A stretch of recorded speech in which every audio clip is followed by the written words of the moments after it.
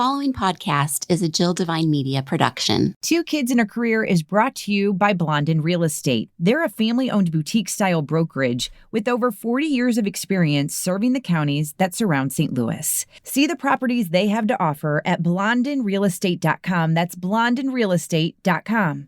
Boundaries are so important for kids, especially kids with big emotions, but we can be firm in a respectful way. The balance is, this is the way it's going to go. You're going to have feelings about it, and I'm actually going to teach you how to have those feelings so that you don't lash out, so that you have those feelings without being disrespectful, so that you have those feelings without, holding them in. So the balance is actually being strong and firm and confident, but letting our kids have feelings without dismissing them and teaching them how to have those feelings in a way that's respectful to themselves and others.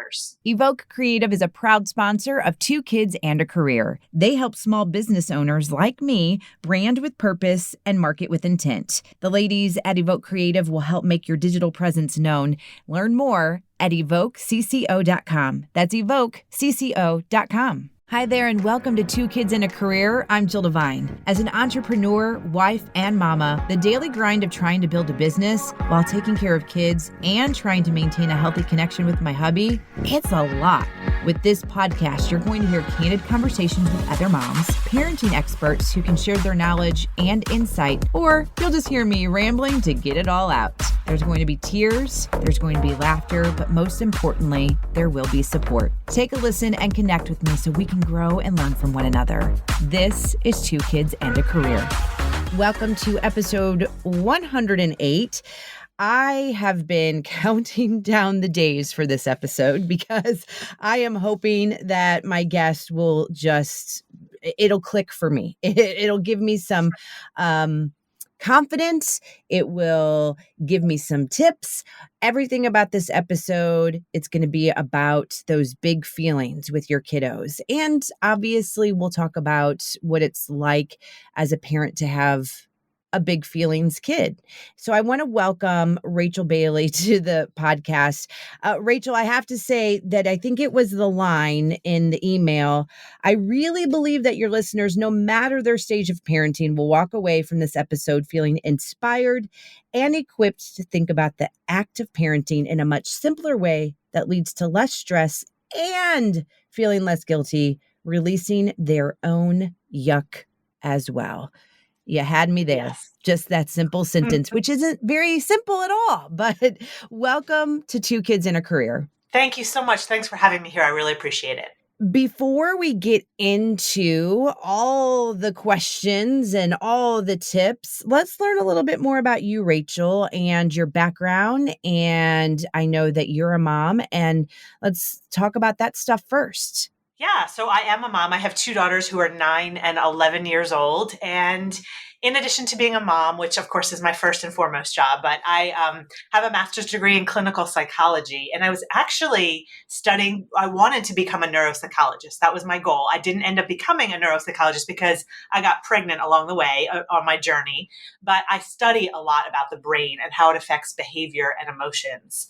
What happened was after I my journey went a little bit sideways, I started doing things with kids and teens in the field of psychology. And I was an ADHD coach and an academic coach.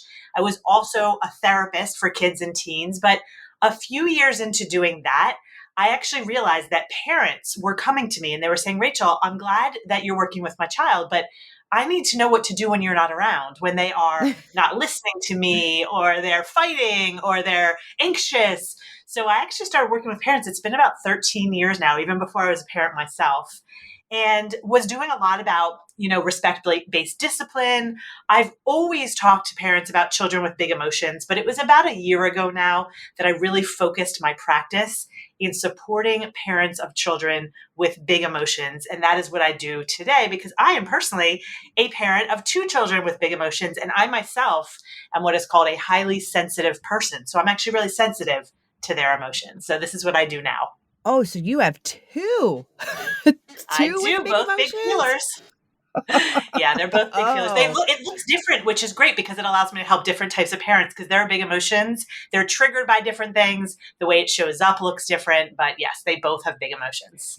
The thing that I have talked a lot about in this podcast with experts is I am also fascinated by the human brain and the ability to actually tap into that, especially when kids are growing up and helping them, like learning about what might be genetics and what might not be. And of course, I have no background or any training in that, which is why I have experts on. And one woman that I've had on a couple of times, and there are certain things that she has said that have clicked and have helped me.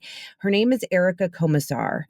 And in episode 91 of the podcast, that was the environmental factors affecting adolescents, we actually talked about this was the first time I realized that my youngest is sensitive. And what I mean by that is I believe that my youngest has these big emotions. And I brought up to Erica all of that. And she said, well, she's sensitive. And I said, no, not sensitive. Like she cries because her feelings get hurt. She goes, no, no, no, no. That's like a big misconception is that Yes. sensitive is used towards that line of thinking.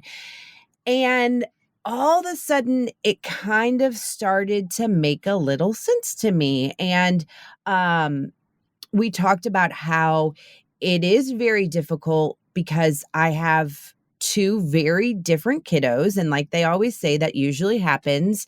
And something that she brought up that really hit me was she said, your kids have two different parents. You guys are biologically their mom and dad, but you are raising them differently. Your relationship with each of them is different based on all these different outside things. And then that hit me because I was thinking, okay, the oldest, who is 5, she's very much like me. She's a people pleaser. She follows the rules. The youngest, and I've been told that when I was a little girl, a little baby, and she's 3, that I was very spirited like her, but she's very spirited and she Mhm. challenges me a lot. And so then there's this battle sometimes, and inside I feel sometimes like I am failing because I don't know how to handle those big emotions. Yeah. And most of us don't. And that's what the frustrating part is that because we don't know how to handle them, because they're unpredictable or we feel out of control because we don't know how to handle it. What happens is we try to control the situation more. And that's one of the worst things that we can do with a child with big emotions. So then things get worse and people get stuck in what I call this cycle of yuck because we don't know how to deal with them. We didn't learn how to do any of this. We certainly didn't. Most of us learn to suppress our emotions, not deal with other people's big emotions. Exactly. And before we get into all the big emotions questions, that is something that I'm very confused about as well. So, okay, I have been doing tons of research. And by research, I mean reading all the books, trying to do whatever it is to better myself as a parent, equip my husband to also be a better parent and listen to our kids because we have said and we agree nothing against our parents, but we are learning from generation to generation that we have to take our kids' feelings and thoughts into consideration and we have to talk to them. That is getting better, I believe, than it was maybe 20 years ago. I mean, if I think about my grandparents and my parents, that definitely wasn't really there. And so then I have heard recently, and I don't know if it's books that I'm reading or the pediatrician or whatever it may be, that it's like, okay, your kids are your kids and you're their parent. So you can say no and you don't have to justify things. And I'm like, oh, there's got to be a middle. There has to be something. There absolutely is. And that's actually, especially when I taught discipline, that's exactly what I thought, which is, I taught, which is the middle ground, which is where we are both firm because boundaries are so important for kids. Having a strong, confident parent is so important. It actually helps them feel safer, especially kids with big emotions, but all kids. But we can be firm in a respectful way. And I think that's what, to your point, generations ago, they didn't do. It was, this is the way it's going to go. I don't care how it makes you feel. The balance is, this is the way it's going to go. You're going to have feelings about it. And I'm actually going to teach you how to have those feelings so that you don't lash out, so that you have those feelings without being disrespectful, so that you have those feelings without, holding them in. So the balance is actually being strong and firm and confident, but letting our kids have feelings without dismissing them and teaching them how to have those feelings in a way that's respectful to themselves and others. Okay. Let's just answer the big question. How do you know if you have a child with big emotions? Yeah, that is such an important question. And it's funny because someone will ask me that and I'll say to many people, if you have a child with big emotions, often but not everybody knows. So I do want to give you a couple of examples of what typically you see in children with big emotions. So, to your point, it's not necessarily about they cry easily. That's not what necessarily makes a big emotion child. Big emotion children simply feel things strongly. That's what it means. They feel strongly. So it could mean that they are going from 0 to 60 and it happens in like 0.2 seconds and they are fine. And then all of a sudden they're really angry and you're like, whoa, what just happened? I just told you you couldn't have the yellow cup. Everything was fine. And now you're freaking out. So big emotion children could go from 0 to 60. They could be very controlling and they are bossy or negotiators. They want things to go their way because what happens for big emotion children is they imagine that things are going to go one way, even if you haven't told them that. Maybe they imagine they were going to watch a movie or that they were going to have the yellow cup. They imagine in their mind it's going to go that way. And when it doesn't go that way, they feel it so strongly that they try to control situations to prevent that from happening or to try to decrease the big feelings they're having inside. So again, they could go from 0 to 60 really fast. They could be controlling and bossy. They could have this belief of everything should be fair. And when it's not fair, it's the end of the world. They could feel really strongly about animals. Like if an animal gets hurt, it's really hard for them. So there are a lot of different ways this could show, but what it all comes down to is that they feel things really strongly. So does that help? All right, before we continue this conversation, I want to take a minute and talk to you about one of the sponsors of the podcast, Blonde in Real Estate. And with the real estate game, it continues to be a crazy game. You've probably know somebody, if not you, who has a crazy story about buying or selling a home. And the thing with Blonde in Real Estate, I feel like I've been telling you the same things about what they can do for you and how they can help you. And I realized just now as I'm thinking it through that they are so on top of technology and the market and the real estate game that's why they're able to keep going and to keep serving you. So one of the things that a lot of people started doing, a lot of other real estate agencies, was creating this feature where you could learn about basically off market properties. Well, Blonde in Real Estate has been doing that forever. So for them, they've crafted it. They have made it so awesome for you, whether you're the buyer or the seller, to learn about these properties that haven't hit the market yet, which puts you at an advantage. So like I said, they've been doing this for quite some time. And so now they are ahead of the game and even more ahead of the game with it. To get these weekly emails, all you have to do is go to the website, blondinrealestate.com. You give them your email address and there you go. It's that easy. And then you'll be on top of your game and ahead of the others when it comes to buying or selling. Again, blondinrealestate.com. You will be impressed. Let's get back to this week's conversation. It does. And then when you said that, there were things that popped in with the oldest that I'm like, oh, wait a minute. She's kind of controlling and bossy. Yeah. And it doesn't mean everybody's a big feeler, although I have found that in my experience, almost every family has at least one. And that when they talk to me, they are realizing that their kids do feel things strongly, but sometimes it comes out through anxiety. Sometimes it comes out through anger or irritability. Like they don't always realize that they're feeling things strongly. But yes, it could manifest in many different ways. The one thing about this podcast that I say is that these are real, raw conversations. And going into this episode, I was, like I said at the beginning, super excited to talk to you because I have a child with big emotions.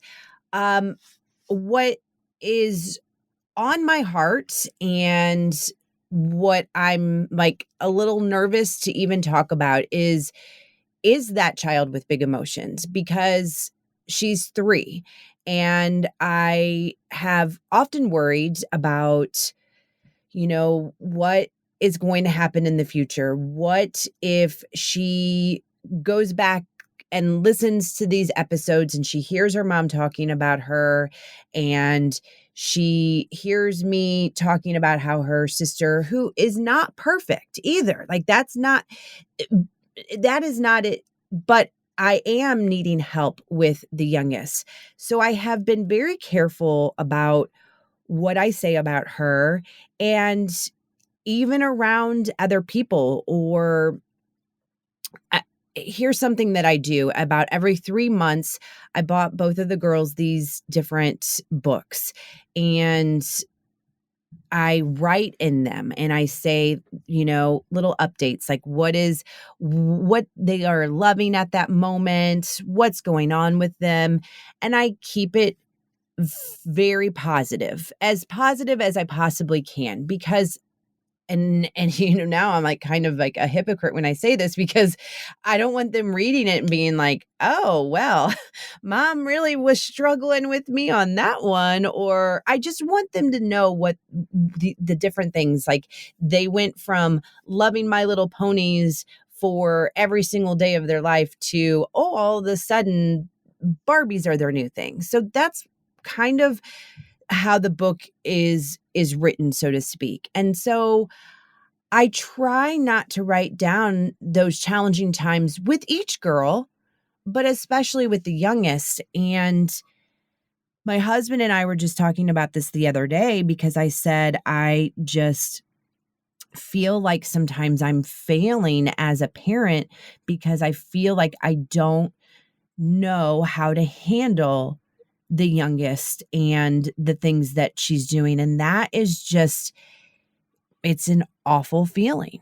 Yeah, feeling helpless as a parent. And that's why that sentence that you read in the beginning, I loved that because my job is really to help parents feel less helpless, feel more in control, and really understand. I've been called the behavior translator because I really can help you understand what's going on with your kids and what to do. But what's really important is to know that being a quote unquote good parent, and I actually have every parent that I work with define what a good parent means for them. So there's not one thing that a good parent is, but it does not mean that our kids are happy all the time. It does not mean that our kids are easy all the time. And it doesn't mean that if our kids have big emotions and we don't know how to handle it, that that's a bad thing. It just means that they feel things strongly and that we don't know enough about that to understand what to do to support them. None of this is bad if they see in their past notebooks, and what you're doing in your notebook is a little bit differently, but even if they see, hey, we struggled during this period, what that tells them is that life has some struggle sometimes.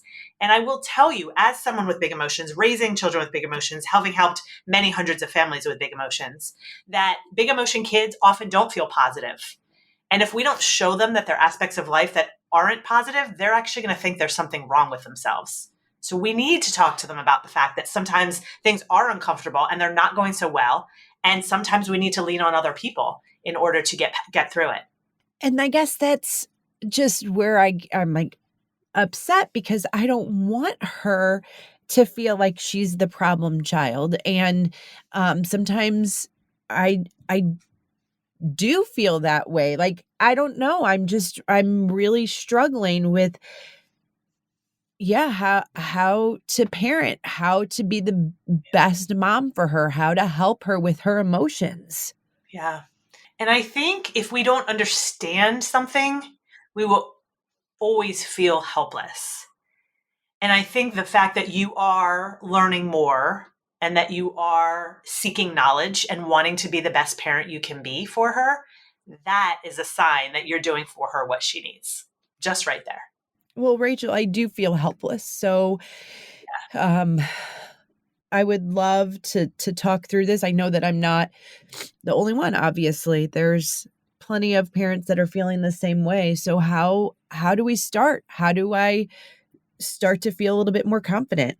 So I think the first way I would have any parent start is to understand big emotions a little bit better, to understand what is underneath the potentially selfish behavior or the inflexible behavior, because that's a lot of what you're seeing.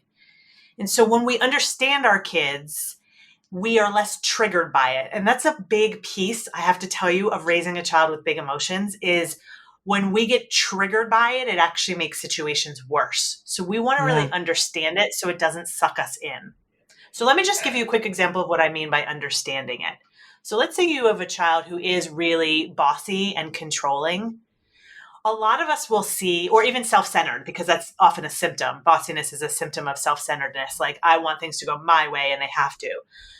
One of the things that we need to understand is that controlling behavior is actually a coping mechanism. It's not a bad behavior. It's a coping mechanism because, as I said before, when a child imagines something is going to go one way and it doesn't, that feeling is so uncomfortable that they're trying to maintain they're trying to get to happen what they had in their mind so they feel better. When we understand that they're actually having a problem, not being a problem, we stop getting angry at them or frustrated with them, or we stop trying to control them, and we can actually help them. So understanding their behavior, and I really could explain every single behavior that seems illogical, that seems, so self-centered. And so where does this come from? I can explain every single one. And when we start to understand that, then we can see it as, oh, okay, now I understand she's actually feeling out of control. And now I know what to do about that. And then we get less triggered by it as well. Okay, I'd like to highlight another great sponsor of the podcast, Evoke Creative. So, as you're listening to this episode, maybe make a mental note to go back and listen to episode 102, Mixing Business with Friendship. And in that episode, I interview the owners and founders of Evoke Creative, Crystal and Tiffany. Now, Evoke Creative is a full service branding and digital marketing company. And what exactly does that mean for you? Well, it can mean lots of things. If you have a small business and you're looking for a website design or you're looking for a website refresh, Evoke Creative there for you. Maybe you are starting out and you need everything. You need the logo. You need that strategy call to figure out what's next. Evoke Creative can help you. Or maybe you just need a little extra help with social media. I don't know about you, but social media can be, oh, wow, a time sucker when you're not a business owner. So just think about that when you're scrolling through just, as you, but then when you add a business to that or you add a product that you want people to know about, oh, it's a lot. And Tiffany and Crystal, they have a great plan in motion that will help you to decide what's best for your business. And it doesn't matter if it's a small need or an extra large need, they will help you. Check them out, evokecco.com. That's evokecco.com. All right, let's get back to it. Okay, so then let's just go with probably what is the hardest for us is our youngest. For example, cleaning up. I know that that's a big issue Yes. all around, and Yeah. we've done all the things. We've set a timer, we've made it fun, we've turned it into a game, and it's just this battle. And it's like her sister will end up cleaning up her stuff for her because she just doesn't want to do it. And we're like, no, no, no, no. She needs to learn that she has to clean up. And then it'll be like, just a war zone. There are tears, there's screaming, there's just yelling at us whenever it's things like that. When it's things that she doesn't want to do, I guess. that's when it just gets insane. And you're Yeah. right. I am trying to learn that, but it is frustrating. And then that puts me on edge. And then obviously they can tell. And so like I take deep breaths and I pray to God. That's all. But I don't want to Yes. Yes. keep living this way. Yes. Absolutely. So let's talk about this. Let's talk about, I can tell you've done everything to address the actual cleaning, the giving timers, the making it fun. I think what the bigger issue is there is actually not the cleaning, but that she doesn't like to be told what to do, or she doesn't like to Okay. have to do things she doesn't want to do. Does that sound like her? Yes, yes, yes. Okay, so she doesn't like to be told to do things she doesn't want to do, regardless of how fun you make it or how many timers you use. So she's feeling out of control. And what's happening is you're seeing the behaviors, the yelling and the crying and all of that as, a problem, a bad behavior. And what it actually is a release of what I call the yuck inside. So let me explain this word yuck because it really is important to understand when it comes to actually parenting in general, not even just big emotion kids. So yuck is a term that I use to describe any type of discomfort. So it could be that a child is hungry or tired or feeling out of control or feeling frustrated, disappointed. It doesn't matter. It could be something small that's uncomfortable, something huge. All of it is interpreted by the brain as the same. Any type of discomfort is a threat in the brain. So I call this all yuck. What happens is as soon as someone, whether this is a parent or child, feels some sort of discomfort, the brain senses it as a threat, turns on an alarm, and that alarm is our fight or flight response. One of the things our fight or flight response does is it shuts off our ability to think rationally and really handle situations effectively. So what happens when you ask her to do something that she doesn't want to do is that tells her brain says, threat, this is bad, this is a problem. So she goes into yuck. She is in her fight or flight response. And what you see are what I call yuck behaviors. Behaviors that come out when she's in yuck, the crying, the name calling, the potentially disrespect or defiance. I call all of that yuck turned out. It's just a symptom that she's uncomfortable. What happens is if you actually let her, and I know what the initial question is, well, what if she's hurting someone or being disrespectful? I'll get to that. But if you actually let her release these feelings, what's going to happen is they're going to end. They are not going to last forever. Now, right now, they may be lasting, 30 minutes, 2 hours, but I promise you, I actually taught undergraduate psychology classes for a little while. I taught, the psychology of emotions, the physiology of emotions. And I will tell you that emotions do not last forever. They're not supposed to, and they don't. So when we actually let our kids release their yuck, what happens is they go into yuck, that triggers us, puts us into yuck, and we make it worse. We don't allow them to release their yuck. We try to stop them or we get them more upset because we're trying to make them do something else. So when we actually allow them to release their yuck, what happens is then they can, and I'm actually going to ask you this too in a minute, Jill. I'm going to ask you a question, but you'll probably notice this when they actually release, once they actually get it all out. Here's my question for you, Jill. What happens if you do let her let all those feelings out? What happens next?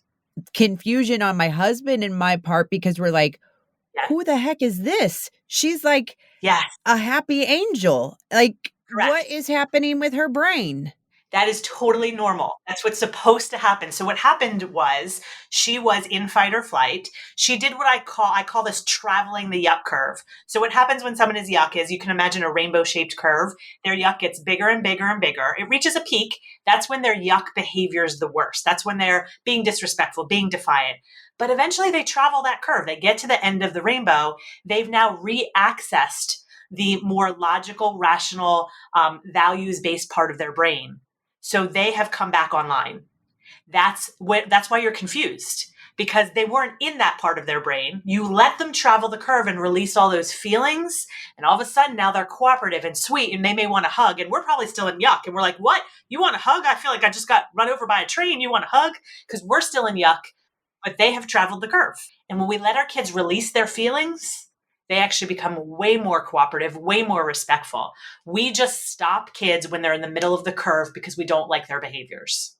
So we don't need to. Okay, if she runs off into her room because she's mad and she's screaming and she's crying, with big emotion kids, do you go in and offer a hug? Do you wait until she is completely done and let her come out? I mean, is there at any point do you go in and try to offer that physical? Because like sometimes we've noticed if we just grab her tight and just whisper in her ear, sometimes that will calm her body.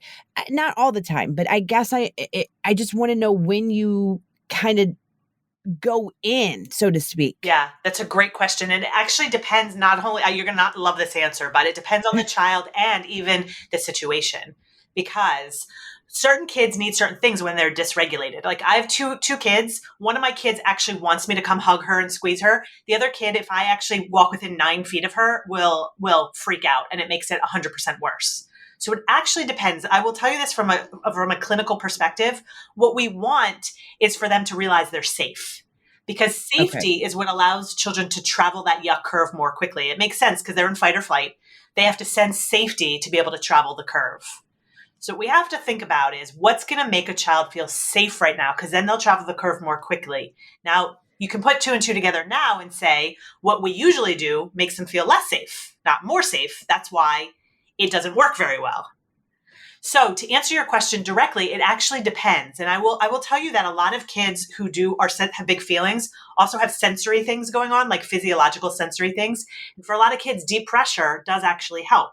Whispering can help. For other kids, being touched actually ignites their nervous system and makes it worse. So it really does. You want to think about in the past what's helped each of your kids, because their nervous system actually may need something different. Let's go back to the cleaning up. Mm-hmm. Let's say she doesn't want to clean up. And like I said, we have tried all the things, and, we say, okay, we're going to give you 5 seconds. We're going to set a timer. If you choose to not clean up, then you're going to have to go to your room. And I don't know if that's right or wrong. I have been told to give choices like, hey, you can either choose to clean up or you can go in your room until you're ready to clean up. Yeah. How does that, I don't know, because there's a lot of yuck in that as well. Yeah. There's a lot of yuck for you or for her? Well, both, because sometimes when you get to 5 or whatever, and, there are times where it's like, she knows. She's like, I'm not doing it. And then once 5 hits, she's like, okay, I'll do it. Even though, and we're very big. I'm like, Brian, we have to follow through. If we do not follow through, then we will get walked all over by our kids, no matter what it is, no matter if you're big emotions or not. Correct. We follow through. So then when we take her to her room and tell her that she can come out when she is ready to clean up, you can hear her in there screaming and yelling. And it's like, okay, so what did we just do? Did we make it worse? Nope. How do you do it? Nope. So here, this combines discipline and big emotions. So Okay. First of all, let me back up a little bit to your original question of, do you give her choices? And here's what I will say is that once someone is in yuck, it's very hard for them to make a choice. Or if she does make a choice, she's going to make a choice that puts her in control. That's why she will, at number 5, do it. Because then she's like, well, I'm the one that decided when to do this. Her brain is in fight or flight already. Okay. By the time you ask her to make a choice, she's already in fight or flight. So instinctively, a fight or flight brain will try to get control of the situation. That's why she does that. So that's the first part.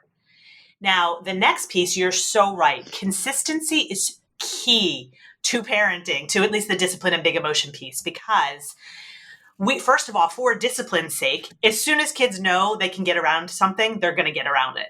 They just will. But with big emotion children, actually consistency helps them tremendously feel safer and that the world is predictable. Big emotion kids feel so out of control inside so much of the time that they need predictable parents. That's why I teach parents the tools you need to feel in control so you can be predictable.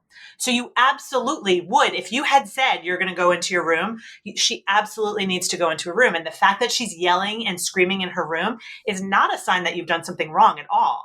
It's a sign that she's releasing her yuck.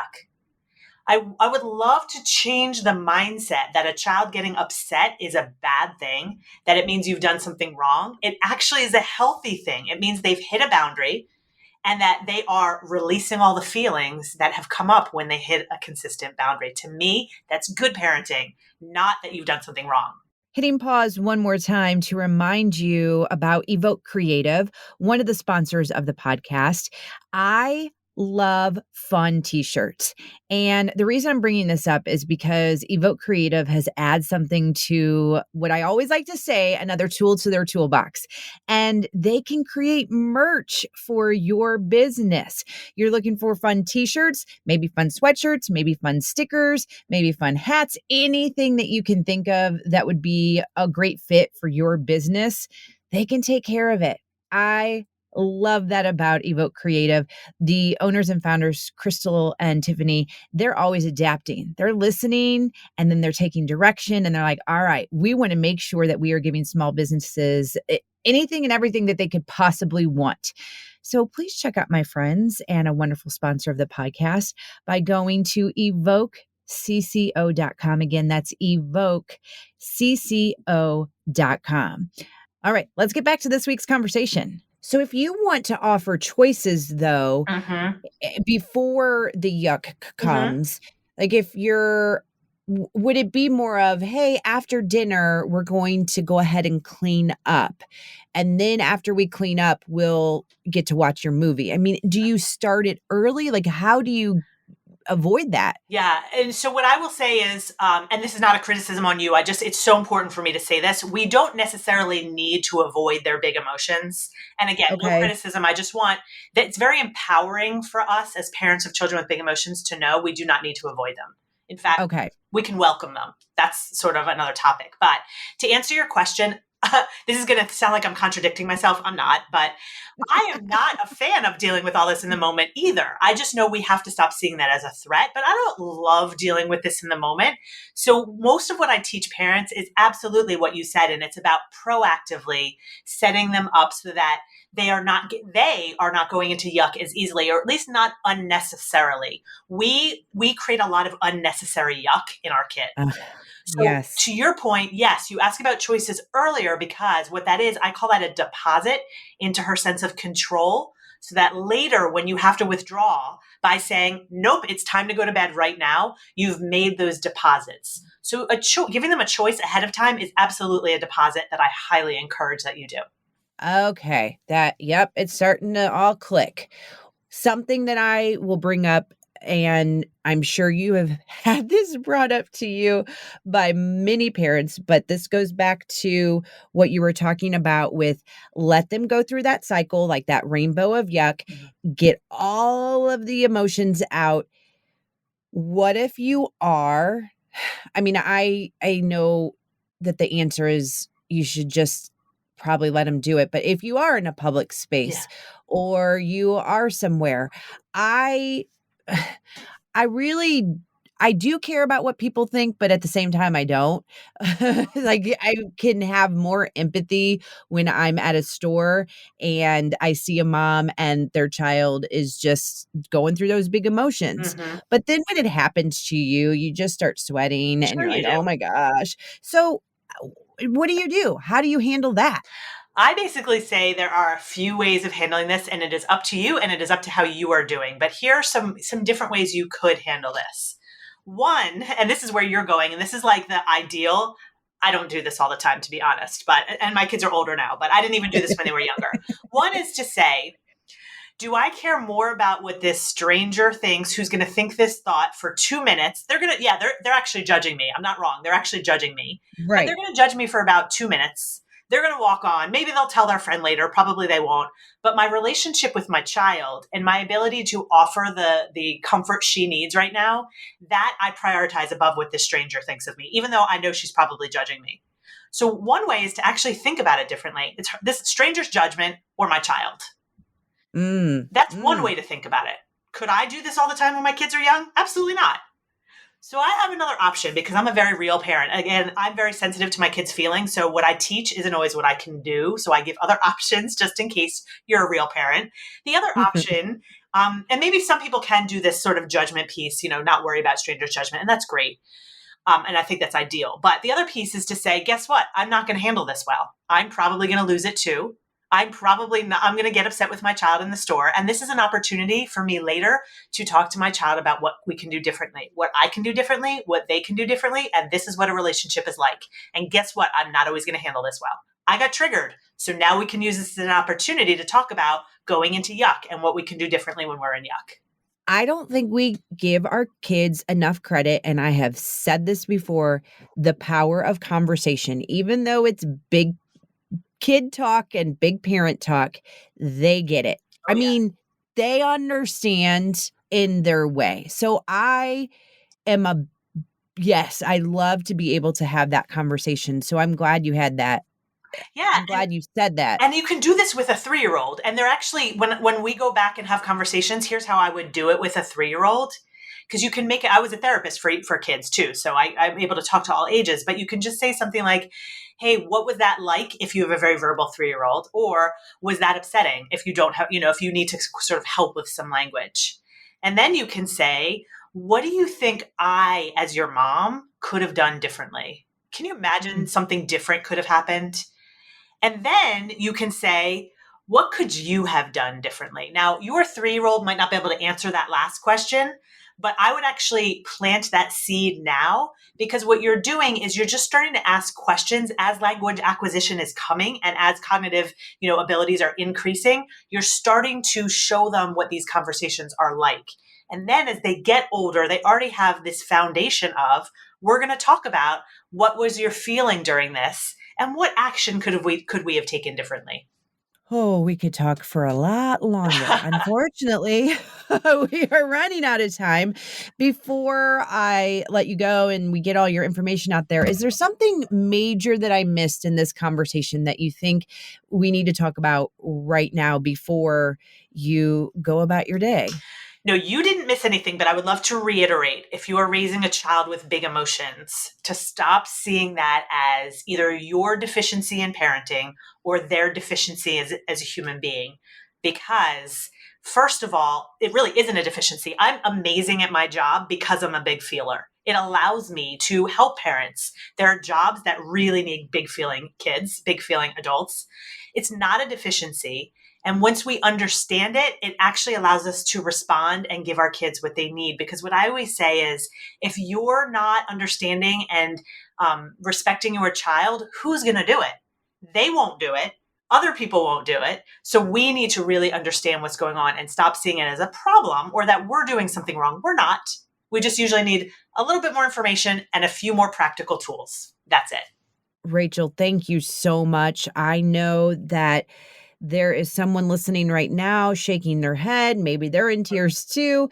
How do they get a hold of you to get some more information, tap into your knowledge, and just get a little bit more reassurance? So I think the best place is probably my podcast, which is called Your Parenting Long Game. And starting in season 2, all I'm doing is focusing now on raising kids with big emotions. Although season 1 was all about discipline. So if you're interested in that, I also have a Facebook group related to my podcast. It's called Your Parenting Long Game Facebook group. And then I'm also going to give your audience a video series that I've done specifically for raising children with big emotions. And you can find that and any of my programs and services, but all that's on my website. So there's going to be a special link that I'm going to give you, Jill, for your listeners that will allow you access to this video series. Oh, I love that. So I will have everything on the show notes at jilldevine.com. Rachel, let's please stay in touch. I think I'm going to need you. Absolutely. Absolutely. I would love to do that. Well, thank you again. And yes, we will have all of that information on the show notes at jilldevine.com. Please take advantage of it and take a listen to the podcast. Again, thank you so much, Rachel. I feel better and I feel more equipped to start handling these situations a little bit differently. So thank you, thank you, thank you. It's my pleasure. Thanks for having me here. And before I say goodbye for this week's episode, a reminder of Blondin Real Estate, and that is spelled BLONDIN. Check out Blondin Real Estate and head to blondinrealestate.com. Like I mentioned earlier in this episode, they have this wonderful feature when you go to blondinrealestate.com where you enter in your email address and you'll get a weekly email where you will learn about properties before they hit the market. And that still continues to be the trend of how people are getting the homes of their dreams. They're finding out about it through Blondin Real Estate. They are finding out before anybody else. So don't forget to take a look, blondinrealestate.com, and show some love to one of the best sponsors of this podcast. And speaking of showing some love, can I ask you to show the podcast some love by subscribing, rating, and reviewing it? So wherever you're listening to this podcast, just kind of giving it that thumbs up or sharing it with friends and family. That's super, super helpful. And you can also follow along at JillDevine.com. As always, thank you for your support of 2 Kids and a Career.